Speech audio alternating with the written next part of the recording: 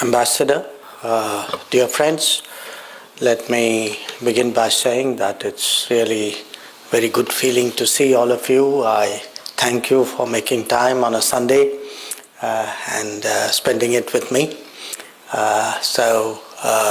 It's really for me a very important, I would say, essential part of my visit. As the ambassador mentioned, I am here at a time when India and Sweden mark 75 years of their diplomatic relations. We first established those relations in 1948. It was the first Nordic country with which we had relations.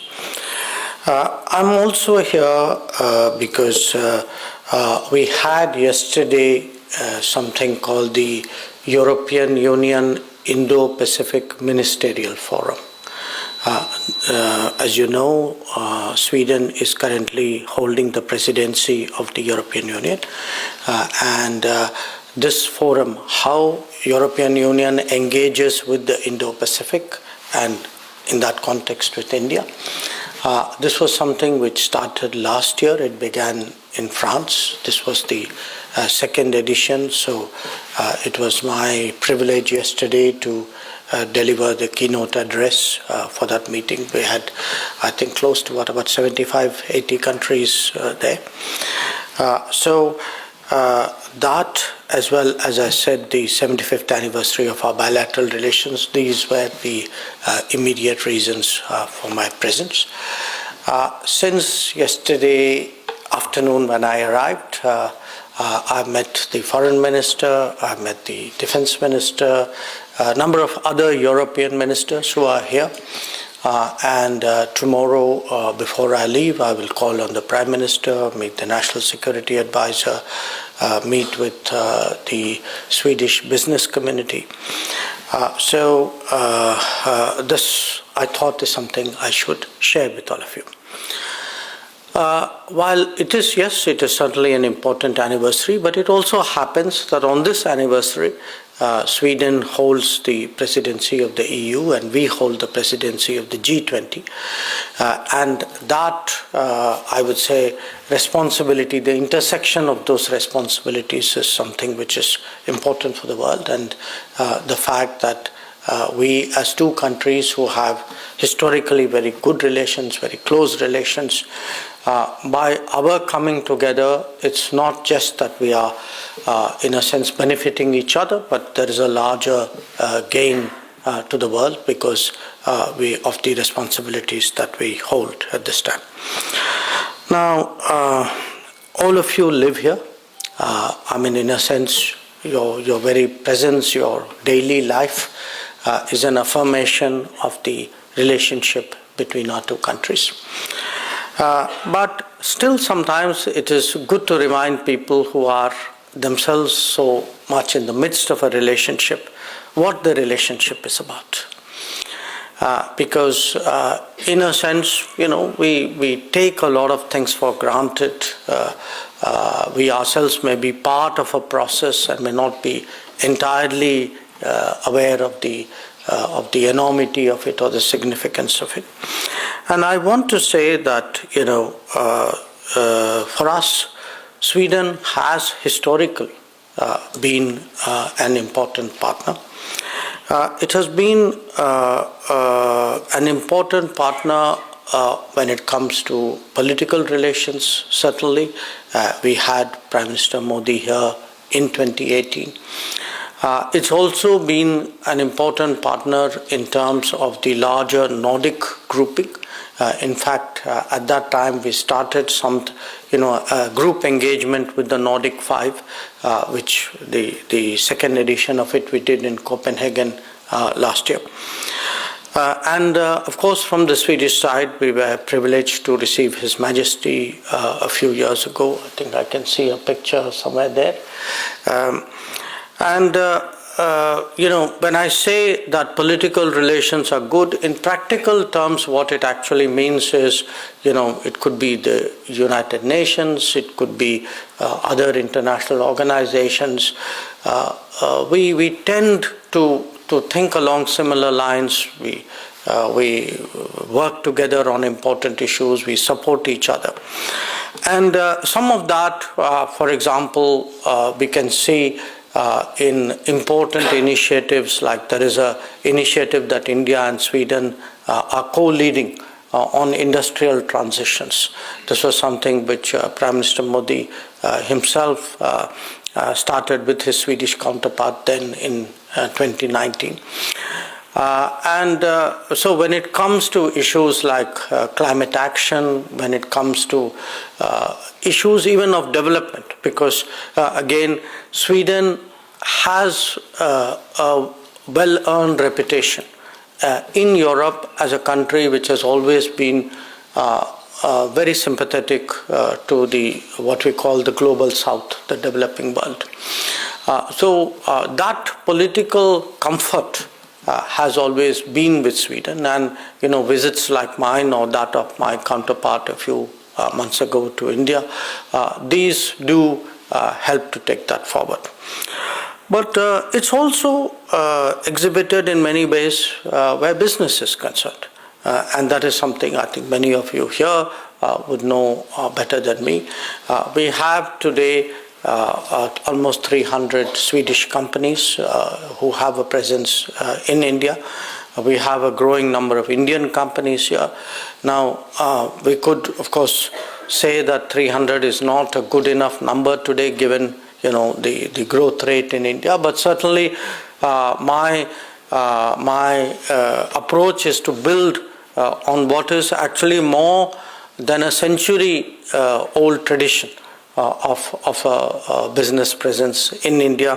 There are companies like Ericsson or Swedish Match or SKF who have that kind of history doing business, and I certainly hope that in turn our businesses here too are able to scale up their presence and set up the kind of collaborations which would make us an important player.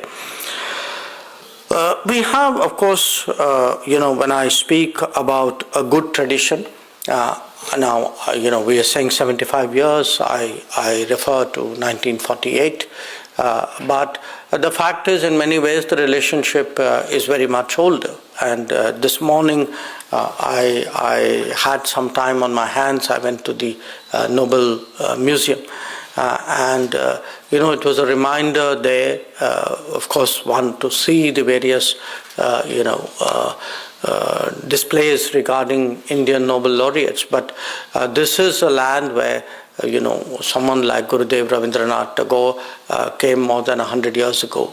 But the traditions go back much older. Yesterday, in fact, at the Indo-Pacific Ministerial Dinner, Foreign Minister Billstrom reminded us, I believe there's a very famous Buddhist statuette which is evidence of the fact that there's been a trade and a civilizational linkage for many, many years. So I cite all this because, as I say, this is a strong relationship. It's a relationship whose very steady growth, whose very solid foundation today offers us many possibilities.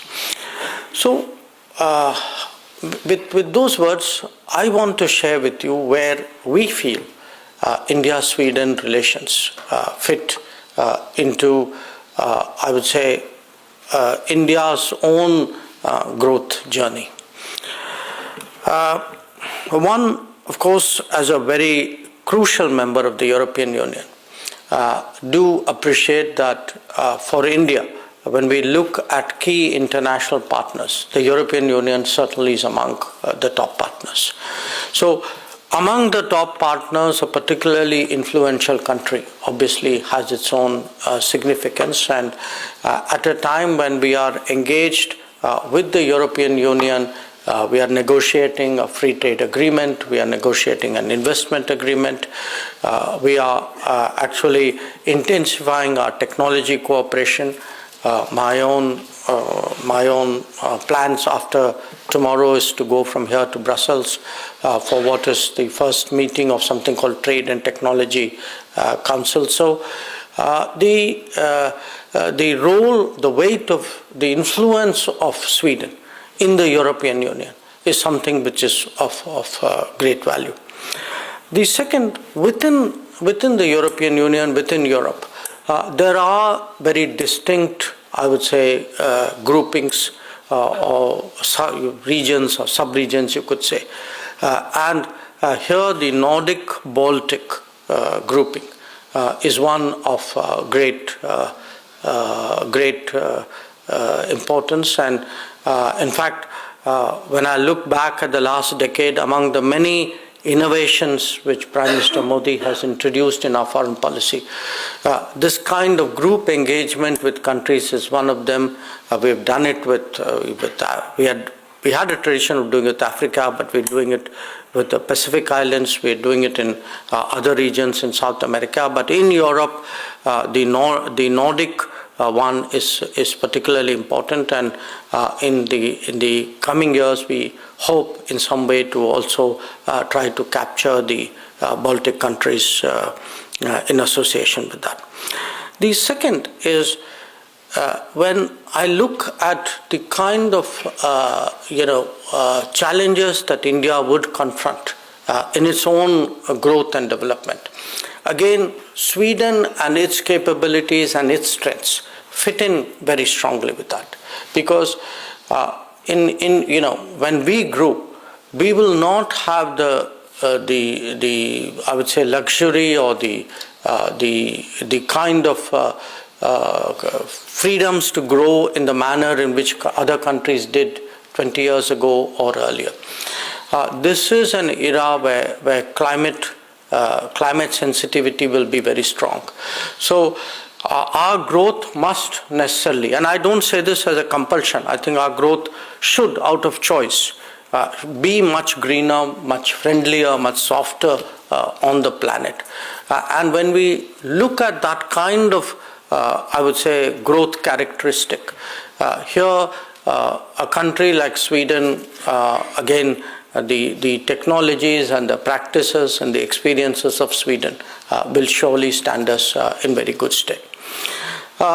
Another area where, again, there are very strong possibilities of further collaboration, of course, is the digital domain.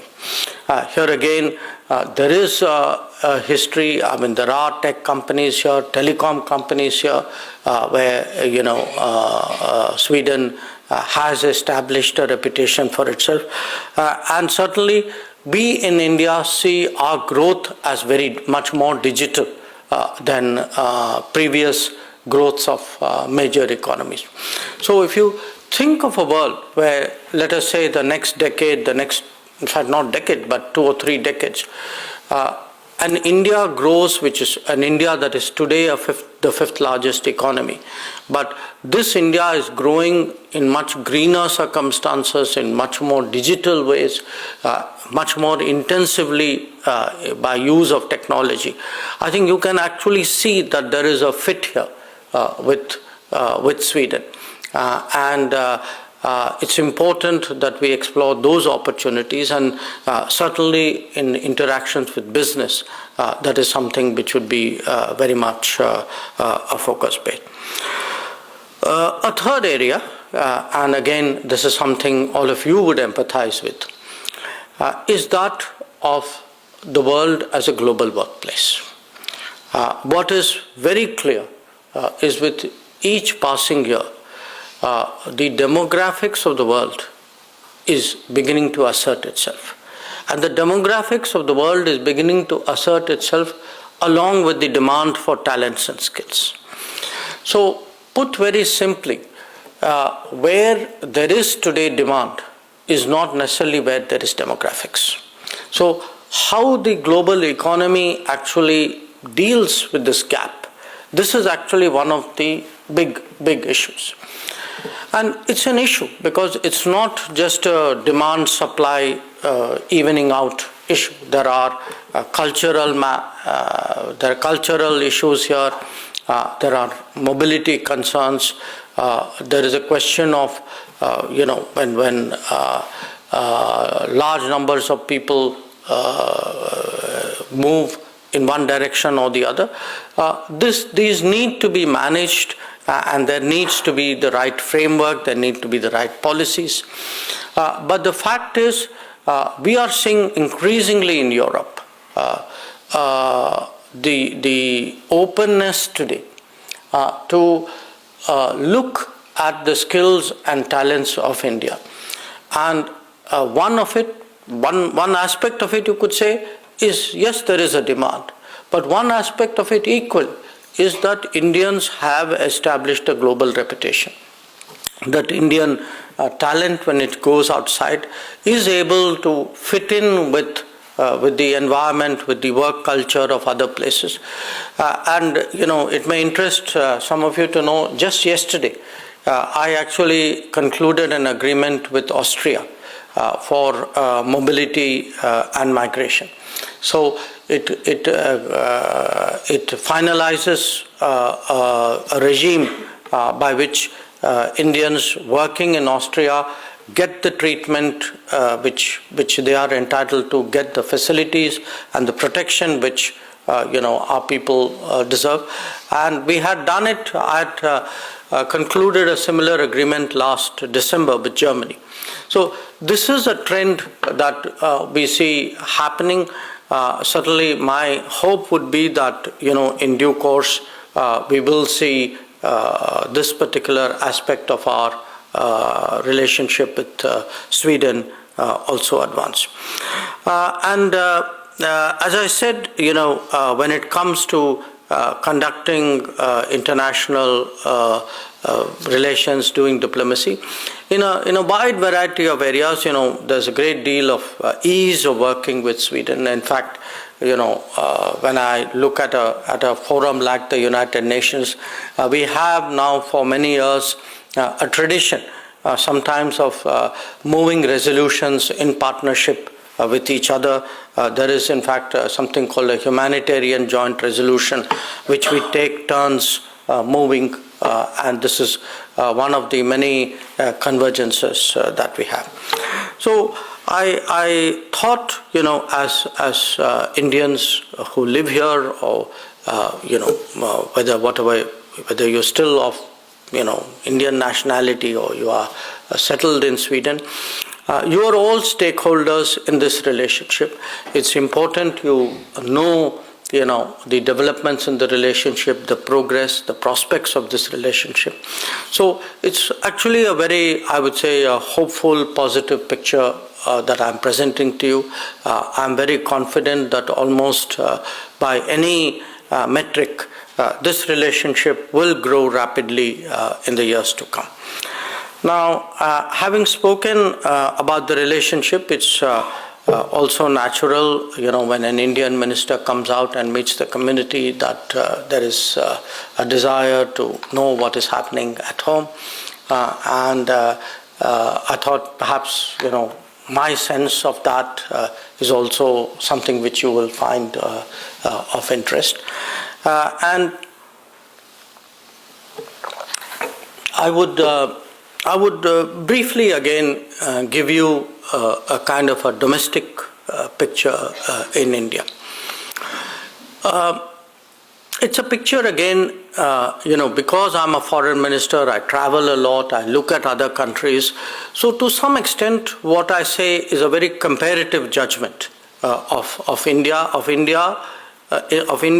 and India before, but of India and other countries at this time. The last few years have been difficult for everybody.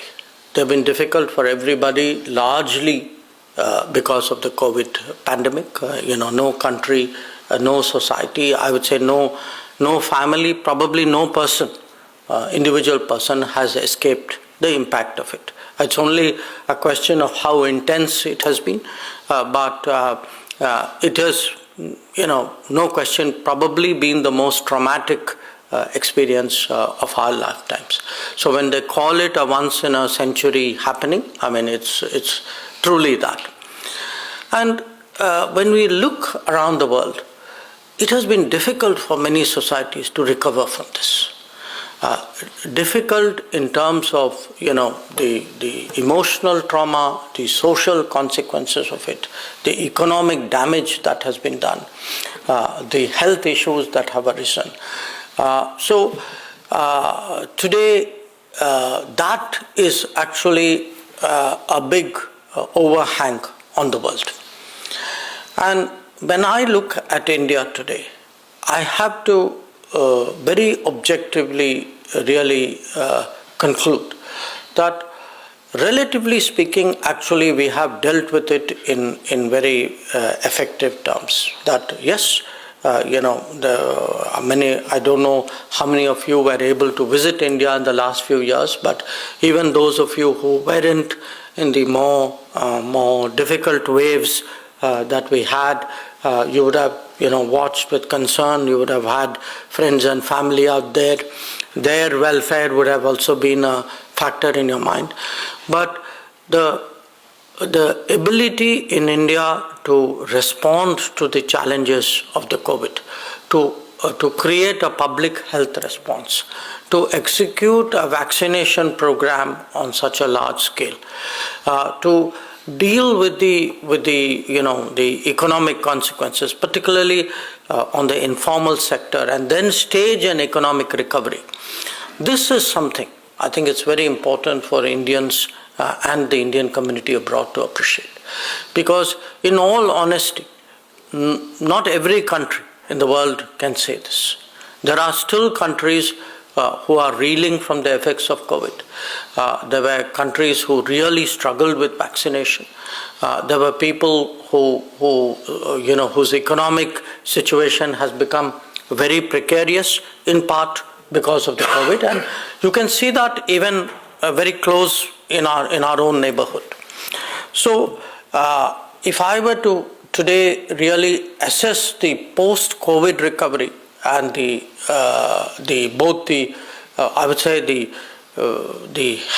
psychological recovery for a society as well as the economic recovery, I think what is happening in India is very commendable, and it is actually a tribute to the resilience of our people. It is also in many ways a period when we have discovered that we are capable of really rising to a challenge. That if you look in terms of our contribution, as foreign minister, I have for me perhaps the largest source of goodwill in the world today is the fact that during COVID, when first we were big suppliers of medicines, but thereafter very big suppliers of vaccines. There are a very large number of countries where probably the first vaccines that they ever got from anybody was from India. And there are 100 countries today in the world almost who could say that. And I can tell you that it's had a very, very profound impact on our global image. The second big change in India is actually with regard to digital delivery. Digital delivery, in the sense, I'm sure everybody has an Aadhaar card. I certainly hope everybody has an Aadhaar card. But when it started, very few of us actually understood where this was going to take us. In fact, there's an interesting book. We put together a book. This was 2022, which was called Modi at 20. The purpose of the book was really, Prime Minister Modi had done 20 years in administration, elected as Chief Minister and as Prime Minister. So somebody came up with the idea that people who had been associated with him over these 20 years, who had observed him from different perspectives, who had met him, why don't we get a diverse set of people to pen their views? So I had the good fortune of being among them. But it was a very interesting I would say, very eclectic collection of people. So it had, sports stars like PV Sindhu. It had somebody like Sudha Murthy or Nandan Nilekani. Very few people from the government. So believe me, it's really worth reading. So now I mention that because in that Nandan Nilekani has a very interesting story. He says he's now talking. I'd say 15 years ago maybe, and he went around India and he said, I met all the chief ministers of India and tried to communicate to them what was the potential of Aadhaar, what you could do with Aadhaar. And he said the one person who got it then was Narendra Modi. He said, he gave it full attention, he really spent a lot of time. From the questions, the level of engagement, he understood even at that time what we could do in terms of digital delivery. And today, on the ground, I must tell you, it's actually been remarkable. It's been remarkable because if you look, we've had programs and schemes of various kinds. It's part of governance, it's part of development. But the same scheme, once it is in a sense put on a digital backbone, where there is a direct ability to give the benefit, to monitor the benefit, to ensure that it reaches the set of people it is meant for. The digital mode allows you to scale it up in a way in which it is unimaginable. And I go back to this COVID period because when COVID happened, one of our big concerns was, quite apart from the health aspect of the COVID, at that time, do remember we're talking maybe first quarter of 2020. First quarter of 2020, there were no COVID centers. We were running around the world trying to buy masks, PPEs, where actually nobody had even, or very few people other than in the medical field had even heard of PPEs or understood the importance of ventilators. Now, in all of this, there was also this concern that if you have a lockdown, if the informal sector is affected, if people are going back to the homes, what happens to them? How do you finance them? How do you feed them? How do you look after them? And one of our cabinet meetings, in fact, Prime Minister was very clear. He told all of us, go and study the Spanish flu. That if you see the Spanish flu, which happened about 100 years before COVID, a lot of people actually died not of the flu, but of the famine, of the shortages which accompanied a pandemic. And that he was absolutely determined he would not allow. So the COVID in many ways actually spurred the stress period of the COVID, actually encouraged us to sort of push digital in a way in which perhaps would not have been in our own minds, we would not have done it in the way in which we did. And the results today, because again, it was not something, the decisions were taken then, but there were a lot of preparation which had happened before. In fact, when in 2014, 15, 16, the first few years when Mr. Modi was Prime Minister, you will recall he pressed people saying, go open a bank account. Now, to a lot of people, it seemed a very inexplicable sort of push from the Prime Minister. I mean, he was actually telling people, even if you don't have money, go open a bank account. Now, that bank account, validated by the digitalization, but the fact that we have digital identities, actually enabled us to set up a financial support system, a food support system, and which actually was at the heart of seeing us through the COVID. That when 1/3 of the country 400 million people were actually receiving, regular payments from the government through this COVID period, when probably 2/3 of the country was getting food. This is really, in many ways, what saw us through the most acute stress period. But it's not just, I would say, a reflex response to a difficult situation. It's also, as I said, a way today of creating. I mean, you are living in Sweden, in a country which is famed for its social safety net.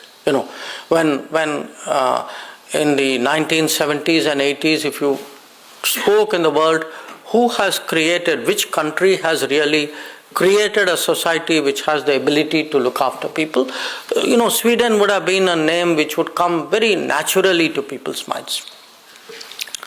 Now, traditionally, people thought that it's only high-income societies which can do this. So you are at, 50,000 euros per capita, yes, you can create a social safety net. Today, at $2,500 per capita, we are on our way. Yes, maybe not with that degree or that level of social safety, but the idea that there is universal health coverage, that there is mass housing, that there is universal pension, that farmers get support for their crop production, and each of these schemes, when you look at the kind of impact it is making, the numbers are 80 million here, 400 million here, 800 million there. This is in a way a very big change, and that change is having an impact on the population, because again, as a political person, when I travel around, I see on the ground not only the benefits of this, I also see how much, the levels of confidence, the almost, I would say, also the legitimate expectation from people that yes, you are a government, yes, we expect this is what really, we elected you to do. And that's actually having an enormous impact on the national mood. Along with that, there is another very important development which we call Gati Shakti. And Gati Shakti is again on an issue which, all Indians, we've long complained about, which is we go around the world and say, their infrastructure is better than ours. Why aren't the roads working like this?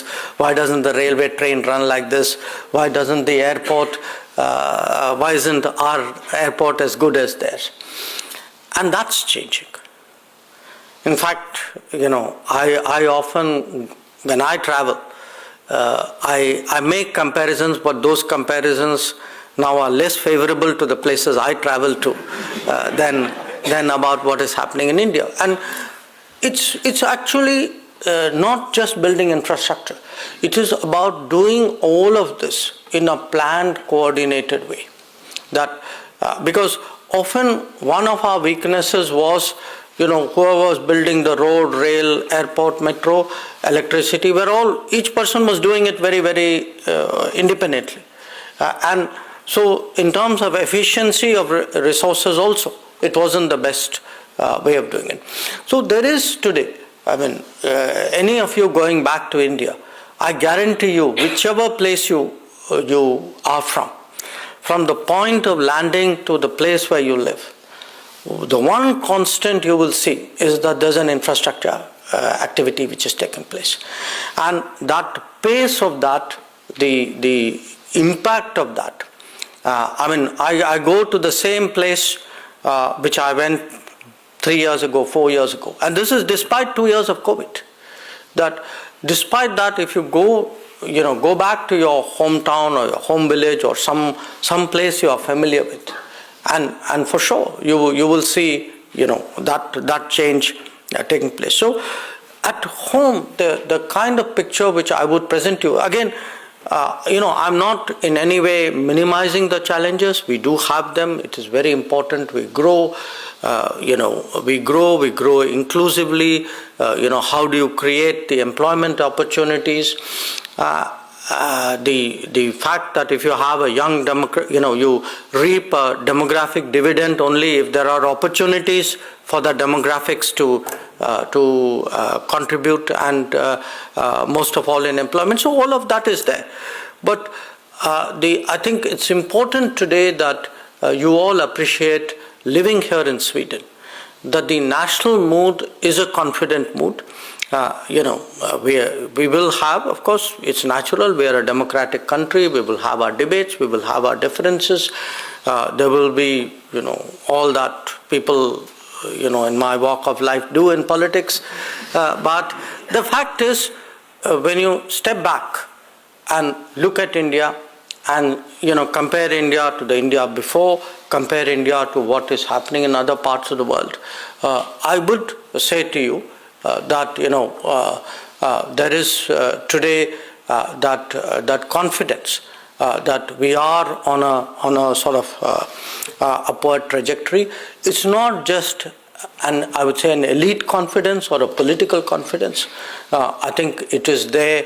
Again, to me one of the most remarkable shifts which I've seen is how deep, today the awareness is, how connected people are. That I am a member of parliament from the state of Gujarat, and I travel in Gujarat particularly to areas where I have developmental responsibilities, and a lot of these are actually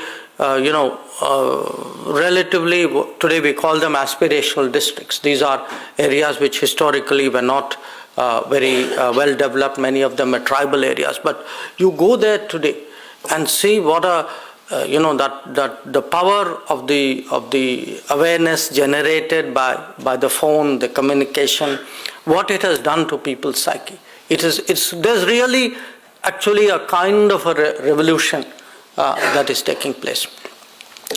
So that I thought were some impressions I should share with you. And finally, let me just conclude with one observation, which is, we are evolving, we are growing. As I said, we will have our debates. That's how societies progress. But it's important that our partners, our particularly important partners, have a good understanding of India. And countries develop understandings of other societies largely through their individual experiences. That if somebody in Sweden thinks about India, it's not, yes, certainly what they read in a newspaper or see in a television or look at social media, all these matter. But a lot of it is actually individual experiences. They relate a country, a partner, to a person. For them, their direct experiences, really in many ways determine their goodwill or otherwise towards a country. So for us today, the importance of the diaspora, of the Indian community, is in many ways my job is made not just easier. In many ways, you are all part of, helping me or sharing with me or partnering me in actually projecting the image of India, the personality of India. And it's through your activities and your achievements and your successes that we build these relationships. So I say this to you not as a formality. I do think that India owes a big debt to the Indian diaspora for actually helping to enhance our profile in the world, and I think it's only appropriate that I should express that also to you. So perhaps on that note, I will stop. And Ambassador, how would you like you know.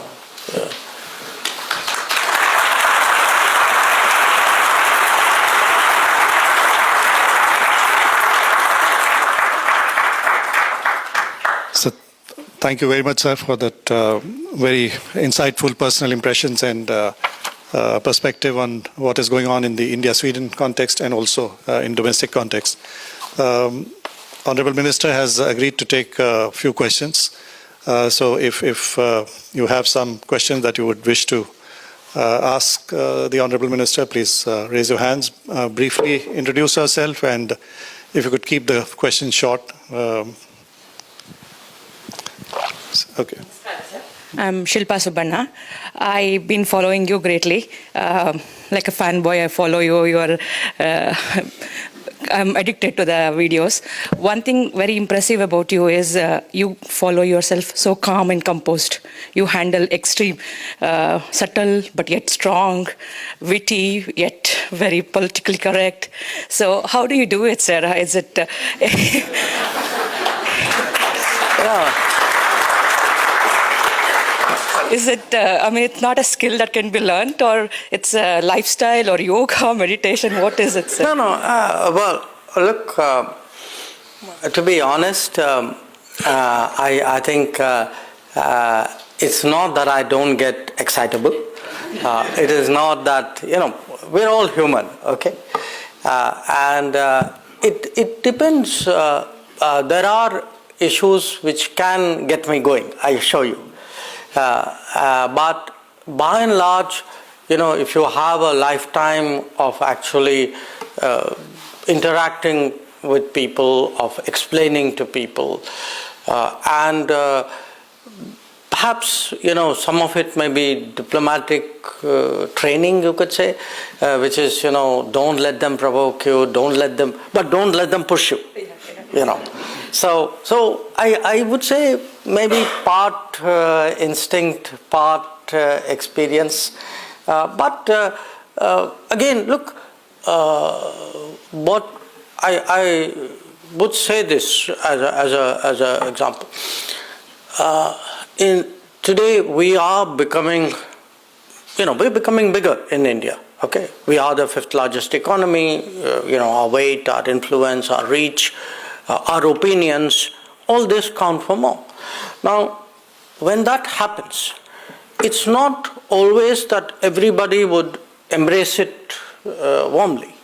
People will contest it.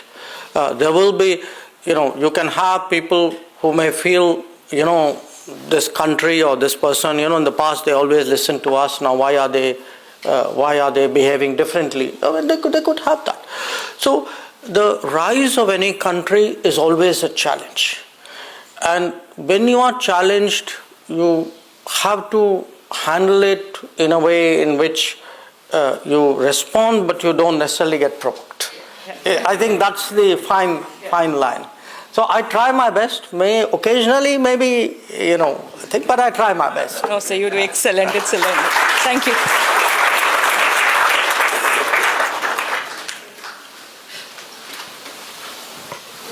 Thank you.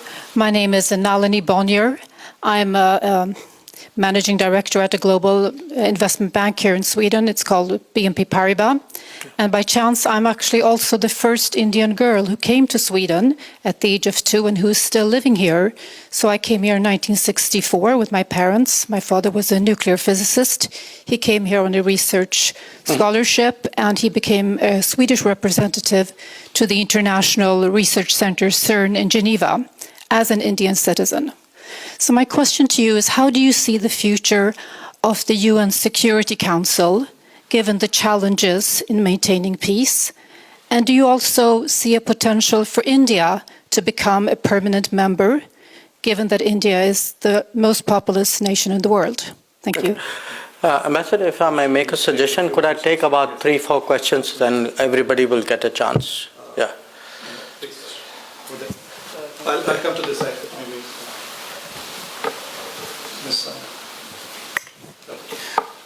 Hello, sir. I'm a big fan of you. First, I should say that. Thank you so much for honoring us being here. My question is, sir, the geopolitical situation and the political clout right now is changing. And as you can understand, Sweden, which has been a peace-loving country and has a big history like India, now NATO has come in and there is a lot of things changing due to the geopolitical situation. So as Honorable External Affairs Minister for India right now, what is the biggest challenge you see when it comes to the geopolitical situation right now? Considering NATO and the war that's going on, what is the big challenge that we are facing? Thank you so much. Thank you. Somebody from yeah, Richard. Yeah. Hello. Yeah. Hello. I'm Omkar from Chalmers, representing the Indian group from Chalmers. I would like to make 2 points. First of all, you're such a great speaker. The way you answer the questions is really good. And the second thing is, we all know that next year we have the central elections coming up. And the awareness among the Indians abroad that we can cast a vote from here is very less. So can something be made wherein we have been made more aware about we can register for Form 6 and cast a vote from here, which would be really good for us. And the second thing being, I see that there's a lot of collaboration between automotive companies such as the Volvo Trucks and GKN from Sweden and back in India. And being a student in the aerospace sector, can we hope something happening in the near future wherein electric aviation, which is happening very good here, can we see some collaboration taking place in India as well in the future? Thank you. I'll take one more. One more from this side. Yeah. Hello. So my name is Peter, and first of all, thank you, Shri Dr. Jaishankar, for coming to Sweden, and it's such a great pleasure to have a foreign minister from such a big country like India here. So my question is that since India is already the most populous country in the world, it was also probably also have the highest GDP in the world and surpassing countries such as USA and much of the West.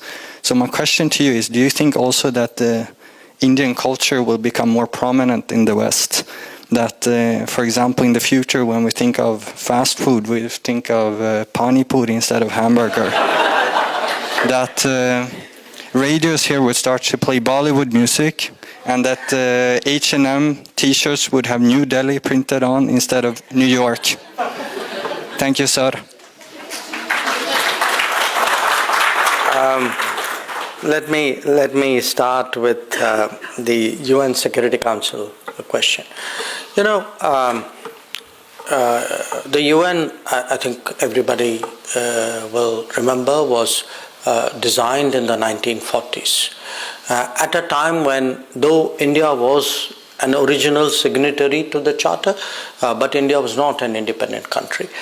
And at that time, the 5 countries who are still today permanent members of the Security Council, they kind of selected themselves, you could say. Now, the problem today is, like any institution, those who are previous beneficiaries are resistant to that change, which they feel would in some way dilute their positions of privilege. Now, some of them may be more so, some of them less so. I think the wiser ones will say, okay, life is changing, let me change with it. It's useful for us to have a country like India. There would be others who may not oppose us openly, but effectively through their actions and policy ensure that the status quo is maintained. For almost now 20 years, there has been a persistent effort to find a way of reforming the UN. And there are today 190 something countries who are members of the UN. Now you would imagine, you can ask yourself, how hard can it be? Okay, if there are 190 countries, why don't they all sit in a room and sit down and thrash it out? But as Ambassador would tell you, he's worked in the United Nations. What happens is, the obstructions and the maneuvers begin.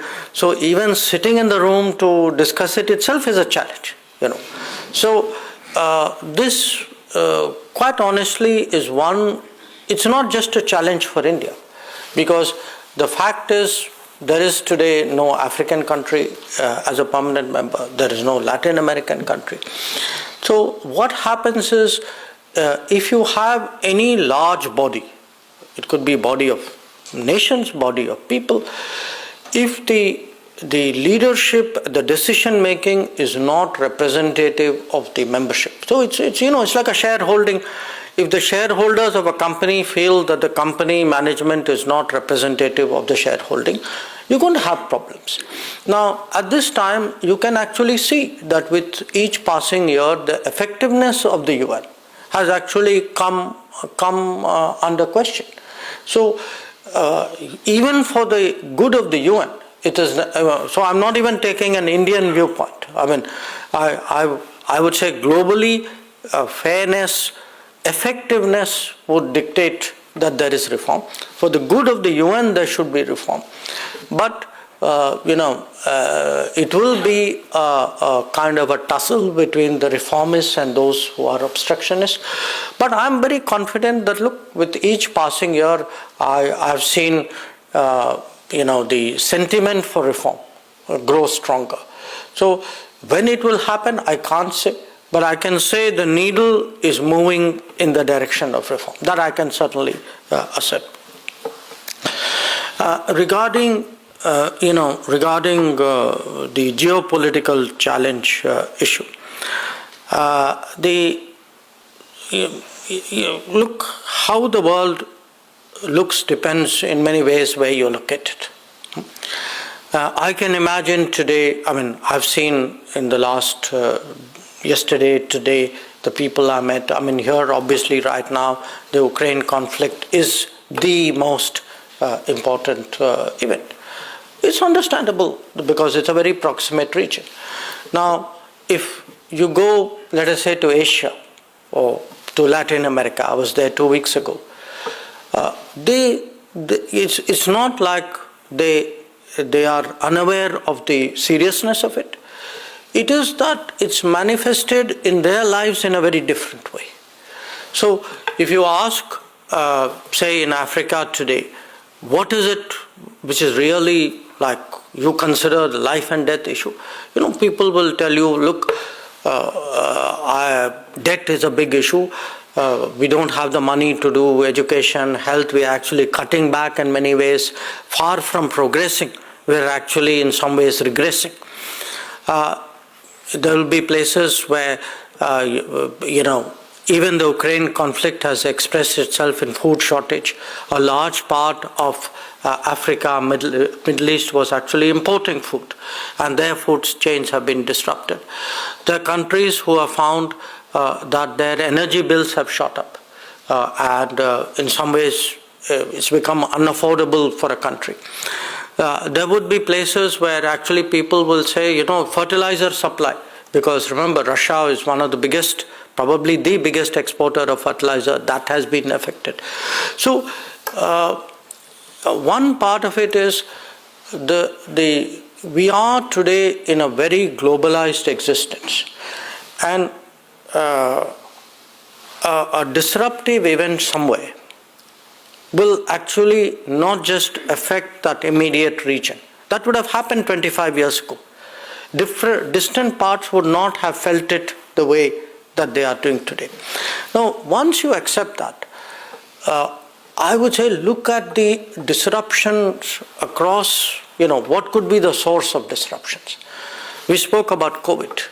Think how much COVID actually disrupted the world. Not only by the health consequences of COVID, the economic consequences, the mobility consequences, the supply chain consequences. I mean, during the lockdown, when we had the lockdown in 2020, one of the regions which was very, very anxious at the time of lockdown was actually the Gulf, because most of us don't readily realize it.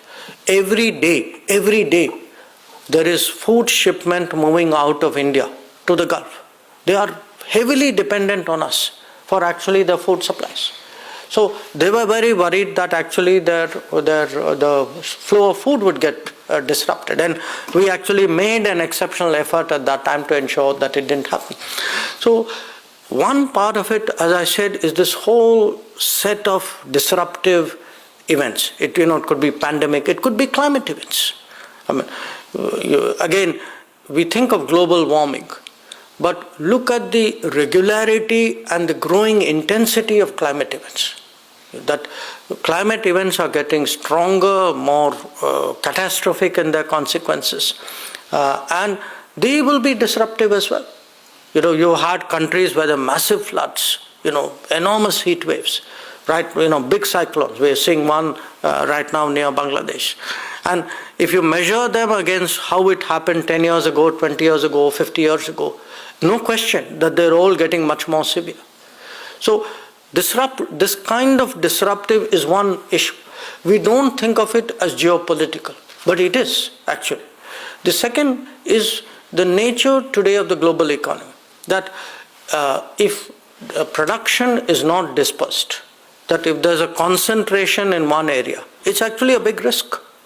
It could be a risk from any of these disruptive factors. The third is technology. That again, technology is seen by people as neutral. Technology is actually very, very strategic. That, we are moving to a world, there are a lot of you demographically or professionally would know very much more about it than I do. We are moving into actually a world where data, artificial intelligence, these are actually going to be the new expressions of power. So I think a part of what is happening in my profession is we are at a cusp where there is a kind of I would say the factors, there's a change almost in the manner in which we contemplate our profession. That how do nations, what is the competition between nations, who is powerful, who is less powerful, who is influential, how do they become so, all that is today changing. Regarding your points, I think it's a very valid point. And on the bit you mentioned about the election, but on the aviation, look, in India, again, we are today encouraging private sector growth, not just in defense, in different aspects of aviation, including civil aviation. And you are actually seeing some very interesting developments, that there are private companies today who are confident enough and who've got the contracts to actually try and make aircraft in India. My sense is actually India could be poised, because I still use that word because I think we are setting in place the policies. We now have to make sure we get that kind of international traction. We could be poised to actually emerge as a major manufacturing hub. And not just as a manufacturing hub, but a geography where a large part of the world trusts us. Because that's a very important word today in business and in technology. That you need trusted partners. You need, and it's not so much an IP issue. It's a trust, because the application of that technology and how you deploy it is today a matter of great sensitivity. I think today India can emerge as a hub for trusted technology development. It can be really a center for expanded design engineering. Indian businesses, I think, are kind of poised today to grow in areas where previously they have been very hesitant. And I think there are opportunities here, and it's important, as I said, that Indians who have a specialization, who have some knowledge of this, explain that to people in Sweden. Because often people's image of us may be 5 years old, 10 years old, and believe me, a lot of things are changing. So it would be very helpful if people like you spread the word. These are the changes which are happening in India. the question about the observations about Indian culture. I don't know if you follow Hindi, but there is a term which says "Aapke muh mein ghee shakkar." So the meaning, we very sort of welcome in many ways what you say, may it come true, but I actually can see this globalization of Indian culture happening. And it's happening for a variety of factors. One, of course, is because, of the spread of the diaspora. The second is we ourselves, I think, are much more confidently expressing it. It's important we try to find ways of making it more universal. And one very good example of that is actually this initiative which started in 2015 of celebrating the International Day of Yoga. When the idea first started, Prime Minister spoke about it in September of 2014. He had come to the US at that time. I must say, in all honesty, none of us actually could even imagine it would catch on the way it does now. There is not a country in the world where that enthusiasm for yoga is not there. Perhaps it was there, it may have been dormant, we may have done something to awaken it and take it to a new level. But there are other areas, it could be music, it could be cinema, the power of culture. And I think that's the strength of India. It's a strength of India which we have not brought into play in the manner in which we should. And I hope people like you, if you can be so enthusiastic, I'm sure everybody else will join you in that regard. I'll take one more. I'll take one round more. One round, four questions. So I'm Dr. Sanjeevi. I'm also Pravasi Bharasya Samman Awardee. I've been in Sweden now for 33 years. My question is about China. China is one of the biggest trading partners for India. But at the same time, we are being pressured by China in all sides. One, by taking all the countries surrounding India into a debt trap.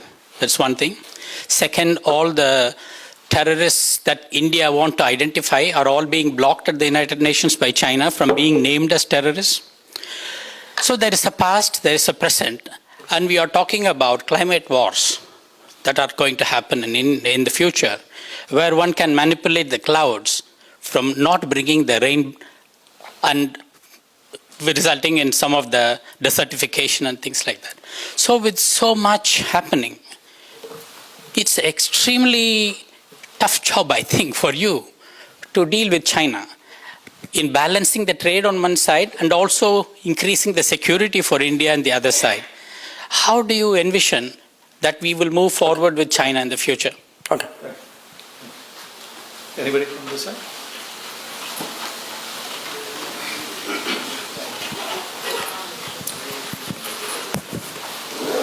Hi. We have the same alma mater. My name is Samir Kalra. I studied at AFCS, so we're really proud of what you do for the school. Right. Fantastic, absolutely. Thank you. On behalf of everyone who is passed out from the school. I head the marine division of Alfa Laval, one of the 300 companies you alluded to in your talk. And my question to you is, you mentioned climate a couple of times, maybe more than that during your interaction today. But if you see India's ambition around net zero, it significantly lacks the global ambition in terms of where we would like to be. And you also mentioned the fact that our growth will be greener down the line. We hear about what we are doing around hydrogens and stuff like that. But do you see a risk that if we are not a bit more ambitious on our target around climate, in terms of the technology development, we may actually be left behind in the process? And climate is a global, it's something that impacts all of us. So it's not the emissions only come up in India. Thank you. Somebody from the side. Richard. Hello, sir. My name is Kaushik First of all, thank you very much for coming to Sweden. Really appreciate this and the honor of being in here in this presence. I'm born in Gujarat. I've been living in Sweden for 43 years now, so I'm brought up here. I'm like one of those 50-50 people. When I'm in Sweden, I feel Indian, and when I go to India, I feel Swedish. So I don't have any... But you feel Gujarati all the time. I'm Gujarati all the way. Thepla, khakra, you name it. So I actually don't have a question. I just want to say big thanks. Because when I grew up in Sweden, when we grew up, we saw being Indian, we were always looked upon as some sort of a third-class people, frankly speaking. I mean, I've seen this, I've felt it from inside. You know that? They see us as lower-standing people, like undeveloped and maybe uneducated at times, poor. But then I've seen the shift throughout. And maybe it happens as well because I have grown myself, got an education, I'm stronger, I see how I work. But I've seen how the Indian government has done this, the old governments, I'm not saying only this government, but previously. And I'm really thankful, and I just want to say big thanks for this because we are so proud now to be Indians in these contexts, you know. So just want to say big thanks for that. Okay. Thank you. One more. This one? Yeah. Yeah. Hello.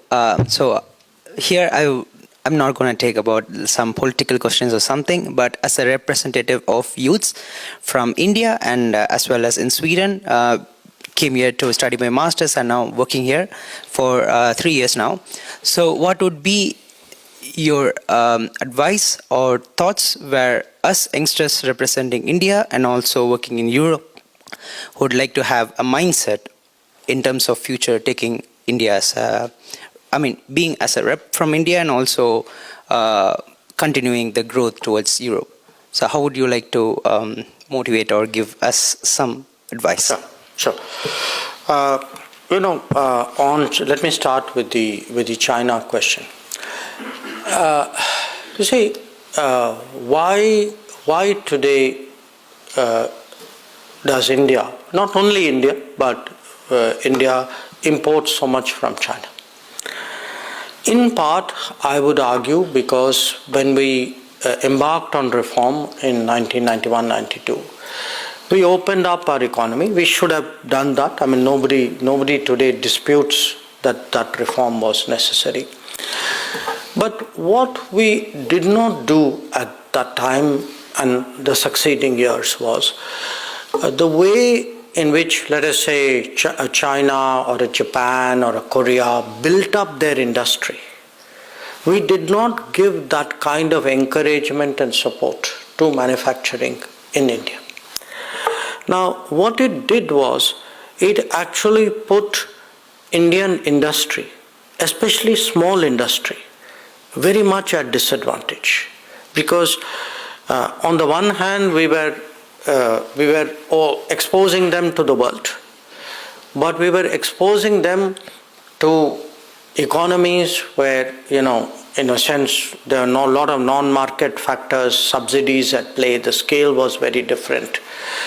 And so if you look back at the last 3 decades, actually, this has been a very persistent complaint in the Indian business community, especially the small business community.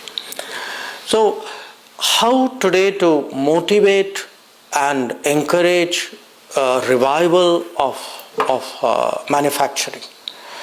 This is something which is very important, because if our own businesses, if they prefer to source from China rather than from Indian companies, how does the chain get built? Now, you will not see that, say, in East Asia. Japanese companies will source from Japanese companies. Korean companies will source from Korean companies. So, a large, some of it is like the economic factors. Some of it is making infrastructure. I mean, one of the reasons why we are making this big push in infrastructure is, if our infrastructure is not competitive, our economy cannot be competitive, because you it's not only convenience of people. You are actually disadvantaging production in India with an inefficient infrastructure. So there are a whole set of changes which need to be done to encourage manufacturing. But we've had, debates in India. Frankly, I don't want to be political abroad, but we have not always seen consistent support for industry and for manufacturing in India. But there is also the motivational factor. Today, if you look at the messaging of the Prime Minister, when he keeps saying Atmanirbhar Bharat, when he says vocal for local, when he tells us, look, go buy, make in India, give preference to make in India. Even when it comes to even the government of India was often not treating Indian industry as the natural place to go and buy its products. So I would say a lot of it is economics, a big part of it is policy, there's a lot of infrastructure, but there's also that sense of having pride in being Indian, of supporting your own, of wanting your own companies to come up. That requires a certain, I would say, collective mindset. That's one of the changes which we are trying to bring about. It will be, it will be hard because, China has today accounts for a very large part of global manufacturing. But I feel today that after COVID, after the disruptions that we speak about, climate, Ukraine, etc., there is a sense in the world that there must be more sources of production. And we are trying to position ourselves and trying to capture that sentiment and tell global companies saying, look, why don't you also look at India? But I have to earn that business. I can't just tell people come to India and not sort of be attractive enough or efficient enough to do that. I think this is today for us one of the big challenges, but certainly it's something we would like to go down that direction. On the net zero and are we being less ambitious? Look, I was with the Prime Minister in Glasgow when he made that commitment. And there was a very, very intense debate we had in the whole run-up to Glasgow. First of all, to ask a society at $2,000 per capita income to even make a commitment is itself a huge ask. Where in the world at $2,000 has a society made that kind of commitment? So I think, we should actually today look at, we should not, you cannot equate India and the timelines of India and the growth path of India with countries whose per capita income are 5 times or 10 times or 20 times what is that of India. China's per capita income today is 4.5 times ours. And look at where they have pegged it. So now it's possible that, given the enormous pace of technological change, that a lot of these debates may be overtaken by options whose effectiveness we do not know today. The last 10 years have been a huge surprise for all of us. So maybe the next 10 years would be an even bigger surprise. So, but we felt on balance because it's, when you look at these big global debates, it's important not to be pressurized or, in a sense, pushed to make decisions. We are still very much a nation of small producers. We are very employment sensitive. It's very easy, in Europe, for example, has a very, I would say, almost a theological opposition to coal. But yes, they can have it. Their income levels allow it. They had other sources. When we were in Glasgow, everybody was against coal because they're all busy importing Russian gas. So, but now, when you look at the challenges that I faced, and I am not unsympathetic to the challenges, but you see, when at moments of stress, now a lot of people have fallen back to what they had also discarded earlier. So I don't think we have fallen short. In fact, I feel that under the circumstances, this was actually it was quite a big commitment which was made. I think it was important to make that commitment because you need to have some target to motivate people. If you had no target at all, it's not in human nature to drive yourself to do that. But I'm very confident, when I see what's happened on the digital side, I'm very confident India will also surprise itself when it comes to green technologies, that we will adapt, we will embrace.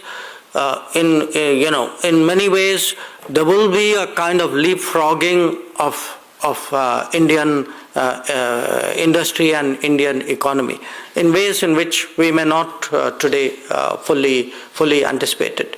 But there is, people again have reduced it to a kind of a zero emissions issue. I think it's much bigger than that also. It's important. There are lifestyle issues and there are issues, by the way, of keeping promises. One of the problems through in this whole climate debate is, every climate conference is like Groundhog Day. The same guys come, make the same promises, and it's like, so the reality is that the kind of resources which were promised, there's not even a I don't want to say pretense, but a modicum of delivering on that. Those are also genuine challenges. I think the other two questions or observations in a way are kind of connected. You spoke about how the standing of Indians has improved. Look, I share this. I first set out of India 44 years ago, 1979. I first came to Europe in 1981. It was a period when our resources were less, our standing was less, maybe our capabilities were less. We have, one part of it is, what we say, things like our economy has grown, etc. But the reality is the perception of India and Indians in the world, that has undergone a big change. That we have developed a kind of a collective sense today of people who embraced education, who embraced technology, who by the way, when I was ambassador in the US, I once had a member of Congress, a very a tough guy from Texas, who's a judge. And he actually told me, he said, I like Indians because I've never seen them on the wrong side of the bench. He was from a legal bench. So look, that Indian who follows the rules, whose work ethic is strong, whose family values are good, this is actually our collective persona. So we are seen today as really contributing citizens, as assets. People don't see us, wherever Indians are, they are not seen as a burden on the society which they are. They are seen actually as an asset. That's why when I said, all you guys make my job that much easier. That it was part of what you're saying. And to the young gentleman there, I would say, look, this is an era of mobility. This is an era of mobility. It will be increasingly one of more and more. I can see a lot of professions where the Indian participation in it will get stronger with the passage of time. Already you can see it. Any of you travel in any airline today, it doesn't have to be an airline owned by India. It is very likely you will see a crew member who's Indian. You go to any hotel in the world today, very likely you will see somebody there who's Indian. So the global service industry, the global tech industry, as I said, look, the demographics work for us.